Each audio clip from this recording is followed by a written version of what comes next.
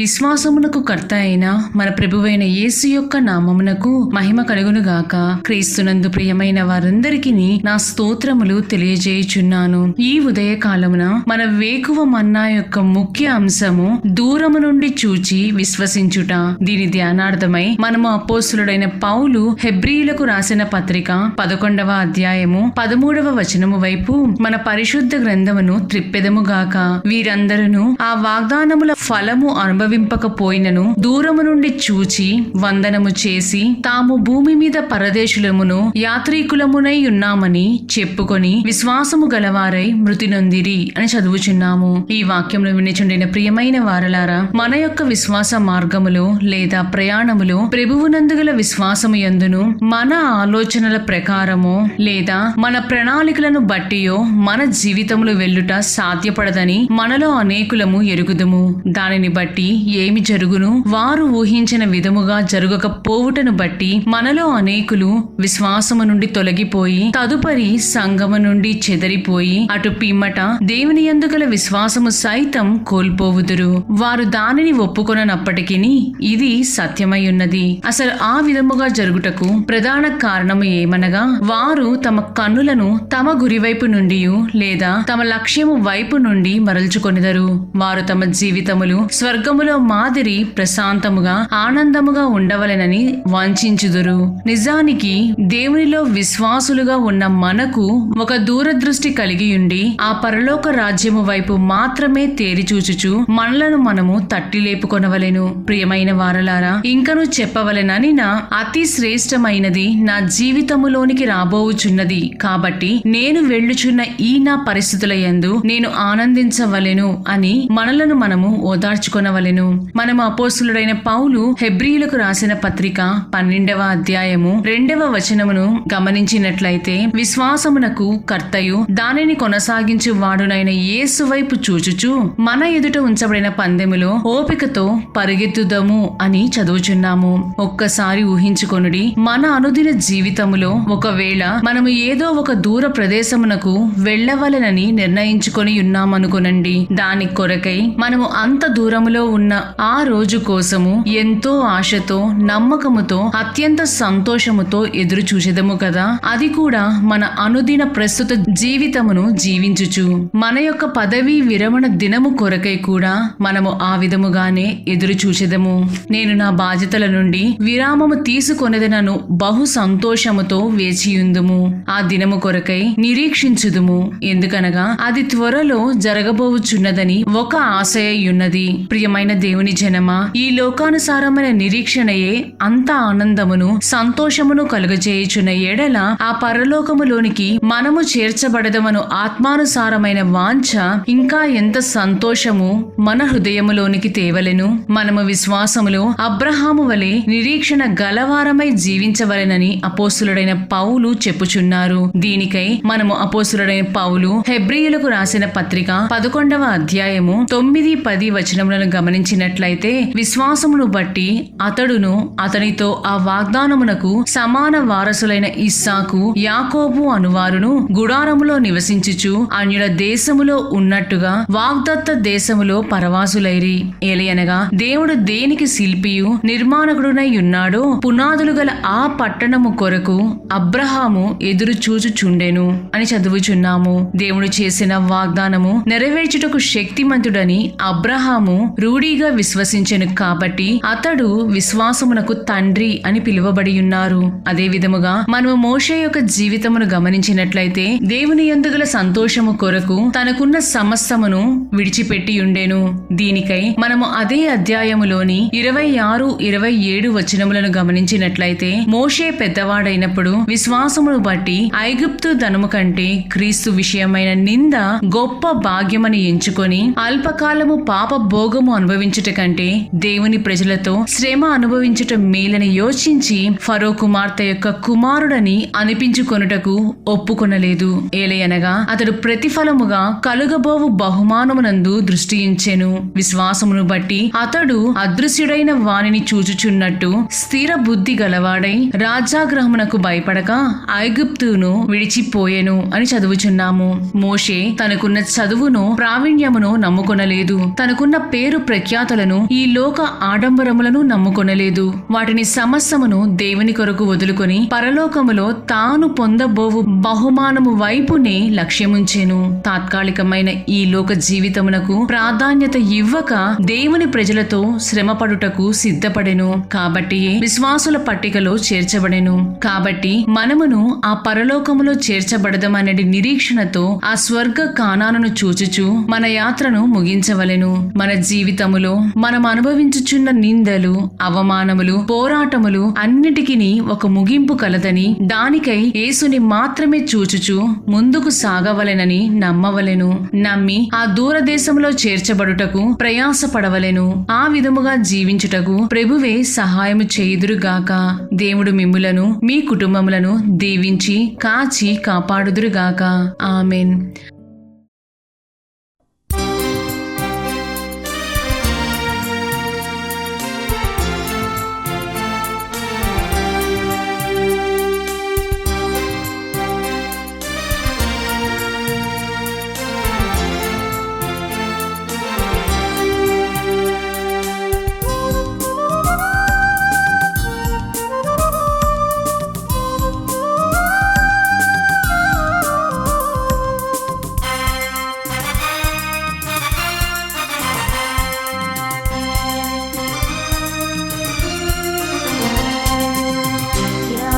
చేయుదును నీ యాత్ర చేయుచున్నాను. స్వర్గకళను చూచి నేను యాత్ర చేయుచున్నాను. యాత్ర చేయుదును నీ యాత్ర చేయుచున్నాను. స్వర్గకళను చూచి నేను యాత్ర చేయుచున్నాను.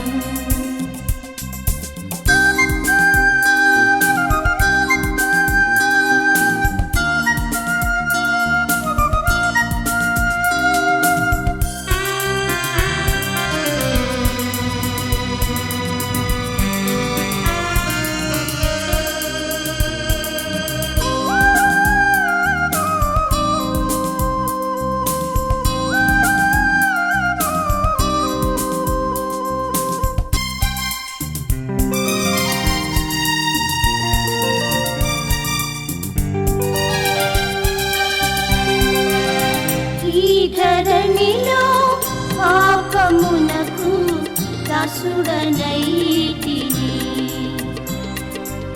నన్ను చూచి విమోచించితిరి కారుణ్యంతోనే. ఈ ధరణిలో పాపమునకు దాసుడనైతిని. నన్ను చూచి విమోచించిరి కారుణ్యంతోనే. అగ్ని మేఘ సంభముగా తోడై ఉన్నందున నాకు దిగులు భయమే లేదు ఈ యాత్రలో. అగ్ని మేఘ సంభముగా తోడై ఉన్నందున నాకు దిగులు భయమే లేదు ఈ యాత్రలో. యాత్ర చేయుదును నీ యాత్ర చేయుచున్నాను. స్వర్గ కణాలను చూచి నేను యాత్ర చేయుచున్నాను. స్వర్గ కణాలను చూచి నేను యాత్ర చేయుచున్నాను.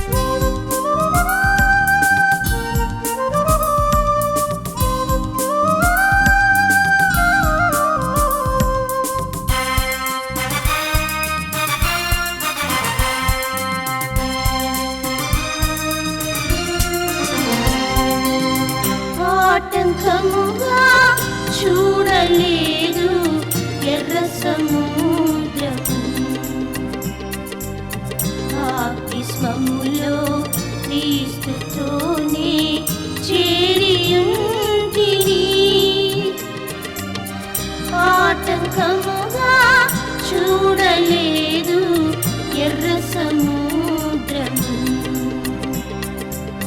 బాప్తిస్మములో క్రీస్తుతోనే చేరియుంటిని. నిత్య నూతన జీవము పొంది నడువను. నిత్య జీవము కలదు నాకు ఈ దారిలో. నిత్య నూతన జీవము పొంది నడువను. నిత్య జీవము కలదు నాకు ఈ దారిలో. యాత్ర చేయుదును, నీ యాత్ర చేయుచున్నాను. స్వర్గ కనానును చూచి నేను యాత్ర చేయుచున్నాను.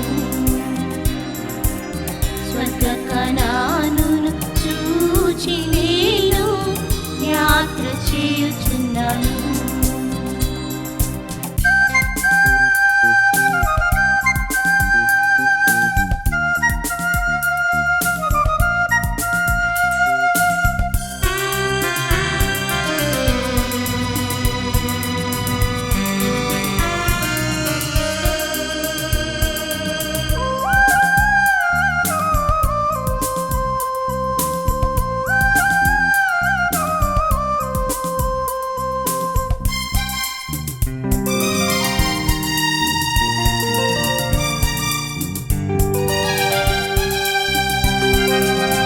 మధురముగా మార్చివేసెను ప్రియుడు మారను.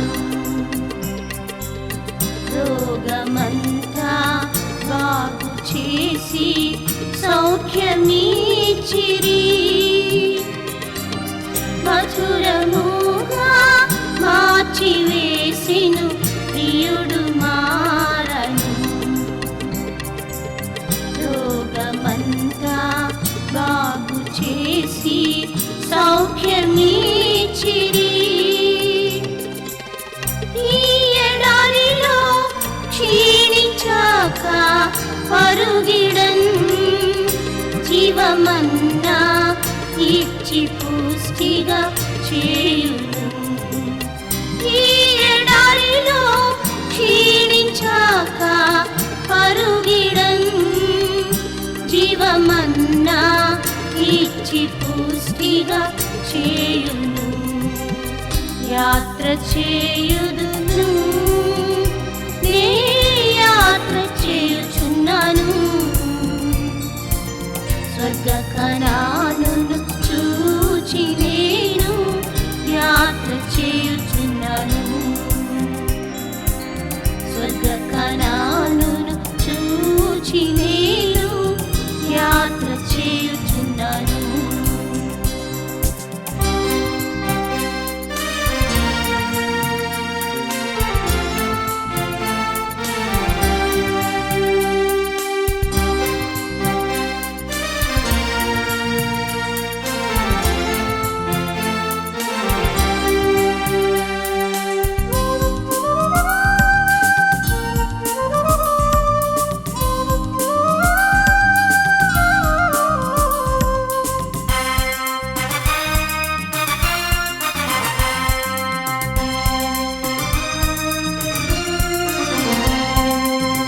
శోభితముగా శాలిం నగరం కట్టుచున్నందున